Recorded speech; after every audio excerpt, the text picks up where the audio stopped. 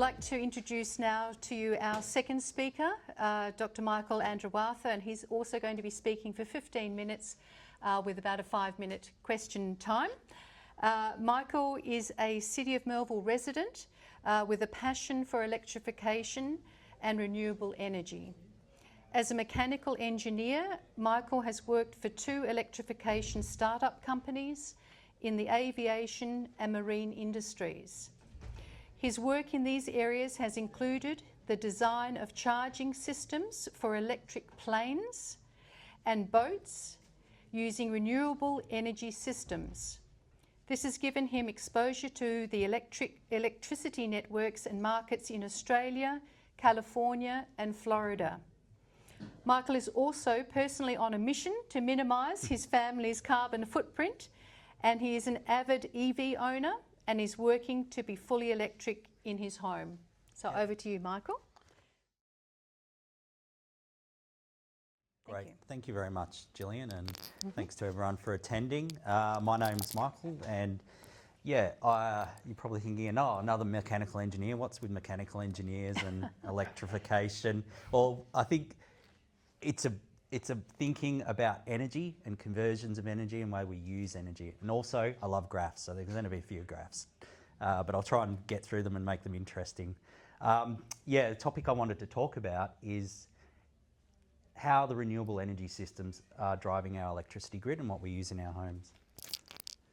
So a little bit of background first. We are in Perth here on the SWIS, the Southwest Interconnected System, which is the electrical grid that connects between Kalbarri, Kalgoorlie, Albany and the south of Perth. So over on the east coast, we're not connected to that network. That's called the NEM, the National Electricity Market. That's actually one of the biggest machines in the whole world, if you classify it as a machine. But the SWIS, yeah, we're on our own here. Anything that's outside of that network is either by Horizon Power, so they're independent small generators servicing Esperance, all the towns up north, or they're provided by commercial interests such as mining companies and the rest. I should mention, yeah, you can see there residential connections make up about 1 million connections, so the bulk of the connections, and then we've got about 150,000 connections coming in from the agricultural, commercial and industry, so where we work and the rest. So traditionally, our electricity network has been based on these 3 principles of generation, transmission and distribution. So generation generally originally started with coal-fired turbines and gas-fired turbines in Kwinana and Collie. That was close to the source in Collie where the coal was coming from, so it made sense to build a power station there. And then from there, the electricity is generated and transmitted through the transmission network at high voltage, so 33,000 volts and above. This reduces the losses as we go through the system, and then it comes into the local substations and then transformers that you see around your suburbs. And that's where it's dropped down progressively to the 240 or 415 volts if you've got 3-phase into your homes. And so that's the distribution component of our system, and that's what we mainly see is those poles and wires. So what we're looking at here is what are the components that make up the pricing for the electricity that we pay. So as consumers in WA, our residential tariffs are set by Synergy. It's government regulated.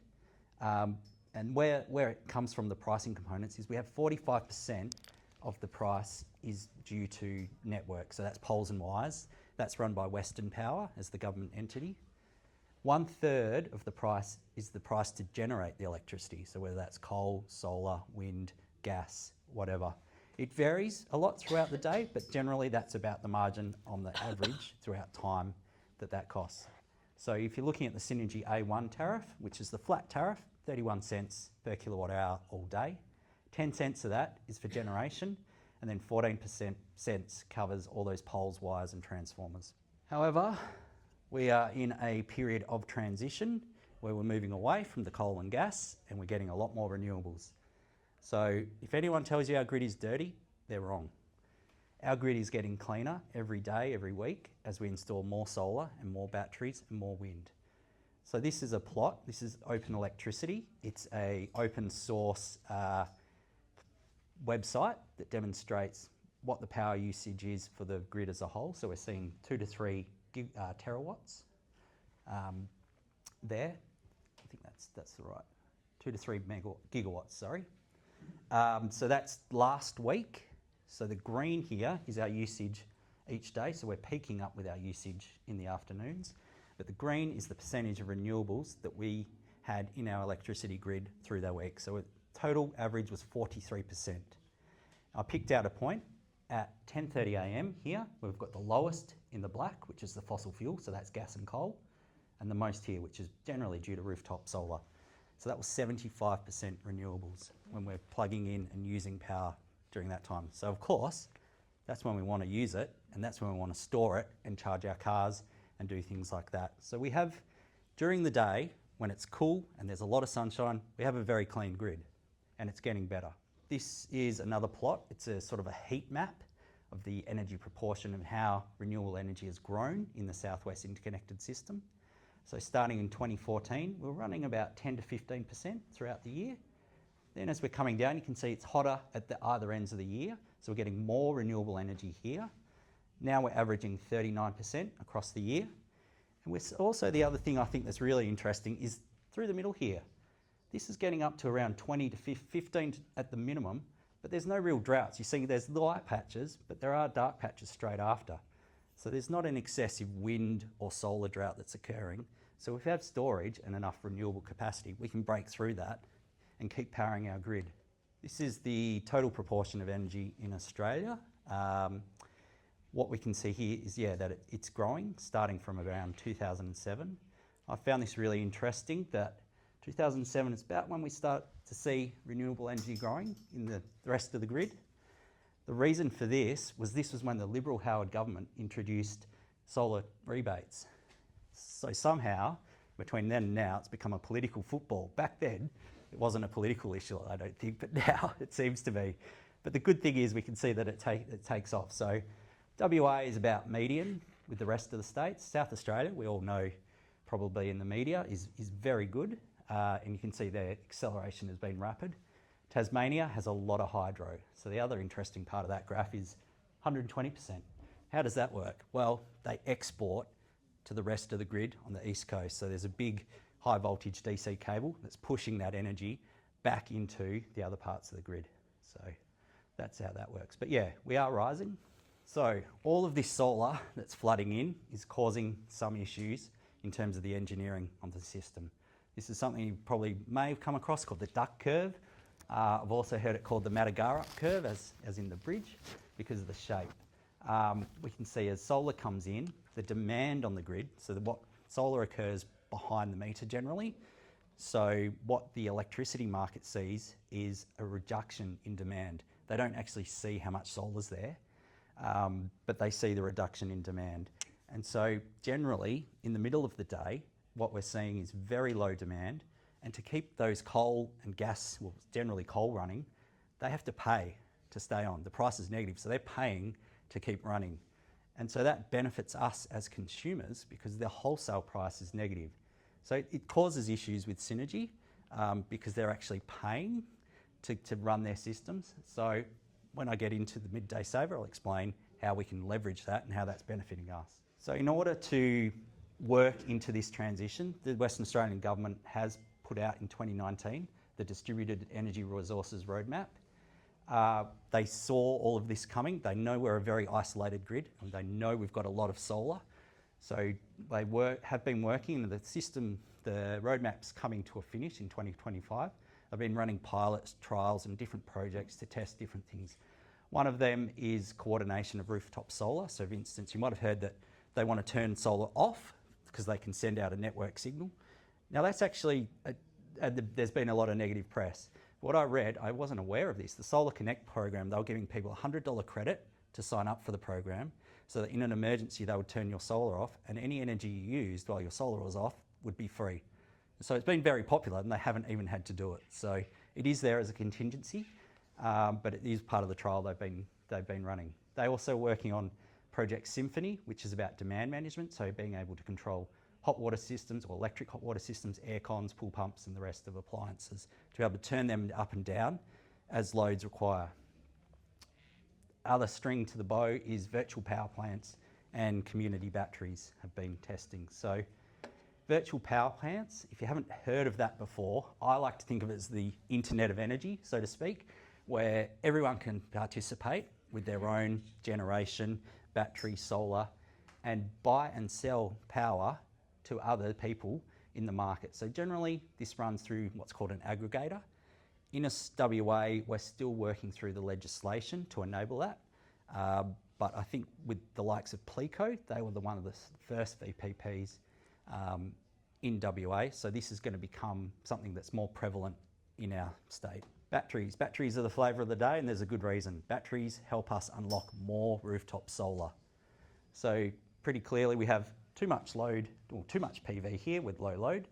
So the best thing to do is to store that and use it when we need it.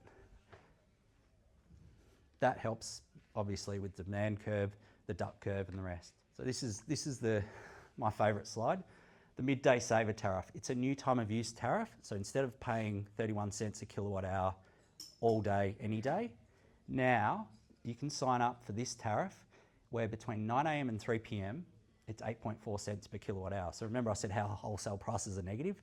That's why, because you're not even paying for distribution of the 10, 14 cents distribution.